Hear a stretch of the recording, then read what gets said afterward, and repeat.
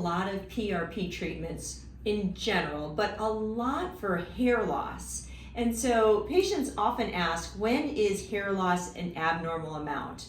Because I can do this and I can always get a few hairs out, or in my shower I will have some hair at the bottom of my drain, which my husband hates, but still, that is a normal amount of hair loss. But if you are doing this and you're getting clumps of hair out, or if you're seeing a lot of abnormal spotting where there's getting a lot of thinning in just one spot or another of your head, and you're getting essentially bald spots, that is abnormal.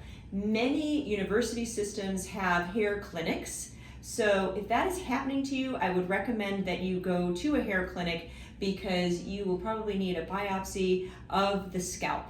If the biopsy comes back normal, then we can do all sorts of treatments, including PRP. We can use plant-based stem cells like Derive. We can do microneedling. So there's a lot of options for hair loss. You can take some internal capsules that have biotin and things like that. So some nutritional supplements to help with hair loss too. But again, if it is abnormally too much hair loss, then that really should be checked out before coming and getting treatments to make sure that the treatments that we do on the outside is all balanced by what's going on in the inside.